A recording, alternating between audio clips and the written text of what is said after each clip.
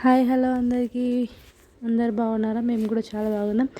ఈ వీడియోలో అయితే నేను నా మార్నింగ్ టు ఆఫ్టర్నూన్ రొటీన్ అయితే చూపిస్తాను. చూడండి. వీడియో నచ్చితే లైక్ చేయడం మర్చిపోకండి, సబ్స్క్రైబ్ కూడా చేయండి. ఓకేనా? ఇప్పుడైతే వీడియోలోకి వెళ్ళిపోదాం. ఫస్ట్ అయితే నా బేబీకి స్నానం అయితే అయిపోయింది. ఆమె ఆడుకుంటుంది. ఇంకా ఆమెకు స్నానం చేయించిన తర్వాతకి ఇంకా బ్రేక్ఫాస్ట్ అయితే తింటున్నాను. పులిహోర చేసిన. మధ్యాహ్నం కోసం అయితే ఇంకా కాకరకాయలు అయితే కట్ చేసి ఇంకా వాటికి ఉప్పు పసుపు వేసి కలిపి పెట్టిన అనమాట.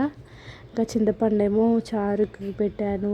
ఇంతకు ముందే బట్టలు కూడా ఉతికాను అన్నమాట పాపవి. ఇంకా అవి ఆరేయాలి. ఇక్కడైతే ఆరేస్తున్నాను. ఆరేసిన కూడా చూడండి, ఆమె టవాల్స్ 2, ఇంకా మా బట్టలు అయితే ఉన్నాయి. అవి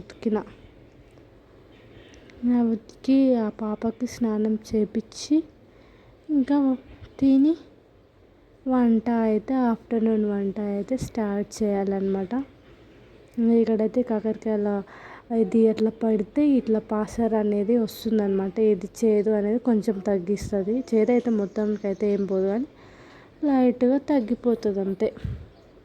ఇట్లా అయితే ఎప్పుడైనా నేను ఇట్లాగే చేస్తాను. ఇంకా ఈమె ఏం చేస్తుంది నా పాప అని చూస్తే చూడండి, ఎక్కడ వండబెడితే ఎక్కడ వచ్చిందో.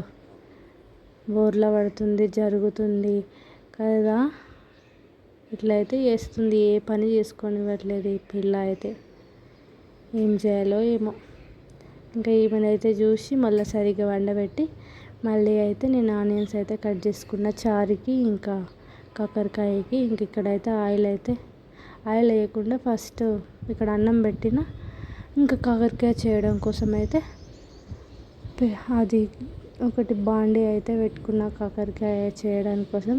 ఫస్ట్ అయితే ఇంకా స్టవ్ ఆన్ చేసి ఇంకా ఆ పసరు తీసిన కాకరకాయలు ఉంటాయి కదా, అవైతే ఇంకా దీన్ని కొద్దిసేపు వేగనిచ్చిన తర్వాతకి ఇంకా అందులోనే ఆయిల్ వేసి ఆనియన్స్ వేయాలి. ఆనియన్స్ వేసినాక చిన్న ఫ్లేమ్లోనే జరగాలి ఇదంతా.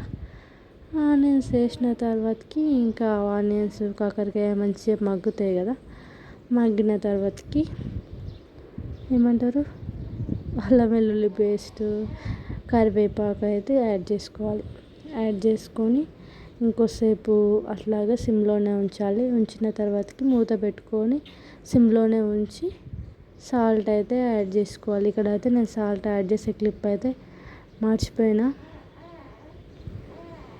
సాల్ట్ యాడ్ చేసినాక ఇంకా కారం వేసుకొని కొత్తిమీర తోటి గార్నిష్ చేసుకుంటే మన కాకరకాయ ఫ్రై అయితే రెడీ అయిపోయింది. చూడండి, నేనైతే ఇప్పుడు ఇలాగే చేస్తాను. చాలా బాగుంటుంది. మీరు కూడా ఒకసారి ట్రై చేయండి. ఎట్లా ఉంటుందో కామెంట్ కూడా చేయండి. నా వీడియోస్ అయితే మీకు నచ్చినట్టయితే లైక్ చేయండి, షేర్ చేయండి, సబ్స్క్రైబ్ చేయండి, కామెంట్ చేయడం మర్చిపోకండి. మీరు చేసే ఒక్కొక్క లైక్ నాకు ఎంతో సపోర్టివ్గా ఉంటుంది. కాబట్టి ఖచ్చితంగా లైక్ చేయండి ఫ్రెండ్స్. ఈ వీడియో అయితే నేను వీడియోస్ పెట్టాక ఒక 5 days అవుతుంది. లేట్ అయ్యింది. ఏం తీయాలి వీడియోస్ ఏంటి అని అర్థం కావట్లేదు. అందుకనే కొంచెం గ్యాప్ ఇచ్చిన. ఇది సడన్గా తీసిన అనమాట. ఆలోచన వచ్చి ఇంకా కాకరకాయ కర్రీ అయితే ఇక్కడ రెడీ అయిపోయింది. ఫ్రై అయితే ఇంకా అన్నం కూడా రెడీ అయింది. ఉంచుకోవాలి.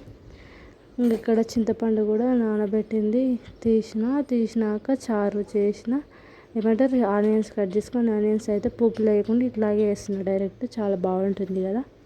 ఇంకా సమ్మర్ వస్తే చారు, పచ్చిపులుసు, పెరుగు ఉండాల్సిందే. ఇక్కడైతే నేను ఆ పులుపుని మేనేజ్ చేయడం కోసం అది వేస్తున్నాను. ఇంకా ఈ గ్యాప్లోనే ఇంకా బేబీని కూడా వండబెట్టిన. ఇంకా చారు అయిపోయినాక ఇంకా చారు కోసం అయితే పోపు అయితే వేసుకుంటున్నాను. ఆయిల్ వేసి ఆవాలు, పచ్చిమిర్చి, ఎండుమిర్చి, కరివేపాకు, పసుపు వేసిన తర్వాతకి ఇంకా మన పచ్చిపులుసు అయితే రెడీ అయింది. పచ్చిపులుసు అంటారు, ఉప్పుచారు అంటారు. మేమైతే ఉప్పుచారు అనే అంటాం. ఇంకా బెల్లం అయితే తీయగా ఉండడం కోసం కాదు, కొంచెం పులుపుని మేనేజ్ చేస్తుంది కదా, బ్యాలెన్స్ చేస్తుంది అనేసి వేసిన. చారు అయితే అయిపోయింది. చూడండి ఎంత బాగుంటుంది చారు. చాలా బాగుంటుంది. ఏ ఫ్రైలోకైనా చారు కానీ పెరుగు కానీ ఉంటే బాగుంటుంది. ఈరోజు మన లంచ్ వచ్చేసి ఏంటంటే వేడి వేడి రైస్, వేడి వేడి రైస్, కాకరకాయ ఫ్రై, ఇంకా పచ్చిపులుసు. Bye bye. నా వీడియో నచ్చితే